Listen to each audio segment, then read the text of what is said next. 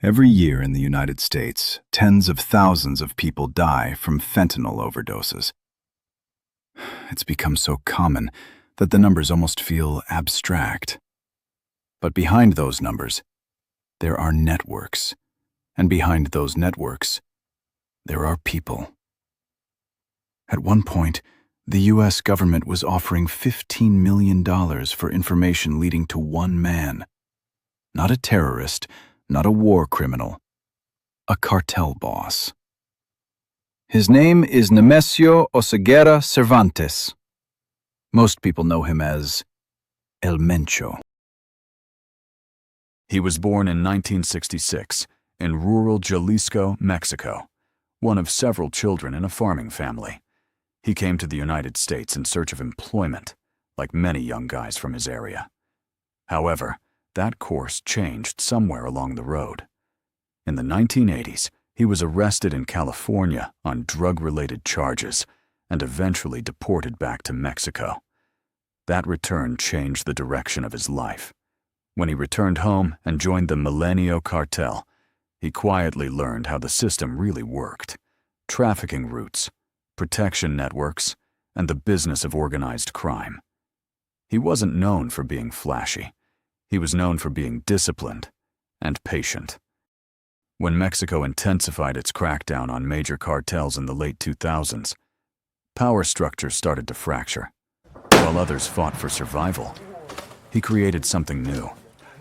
In the year 2010, he founded the Jalisco New Generation Cartel, the CJNG. At first, the group presented itself as a force against corruption. That didn't last. Within a few years, CJNG had grown into one of the most aggressive and fast-expanding criminal organizations in Mexico. Their convoys moved openly through cities. Their weapons were military-grade. And their message was clear: they weren't trying to stay hidden. They were trying to dominate. Under his leadership, the cartel expanded operations across Mexico and into the United States. Methamphetamine, cocaine, and eventually fentanyl. Authorities linked CJNG to the assassinations of police officers, mass graves, kidnappings, extortion, and direct confrontations with security forces. In 2015, cartel gunmen shot down a Mexican military helicopter with a rocket launcher. It was a bold escalation, a signal that this wasn't just organized crime. It was organized power. As overdose deaths in the U.S. climbed, federal agencies intensified their pursuit. The DEA placed a $15 million reward on El Mencho, one of the highest bounties ever offered for a drug trafficker. Raids were carried out. Allies were arrested. Assets were seized. But he remained largely unseen. Few public appearances. Few confirmed photographs. For years, he operated more like a shadow than a public figure. Stories like this often focus on power, on the size of an empire, the scale of operations. But the real impact isn't measured in territory. It's measured in families affected by addiction, communities destabilized by violence, lives that never recover. El Mencho didn't just build a cartel. He helped shape a system that crossed borders. And the consequences of that system are still unfolding.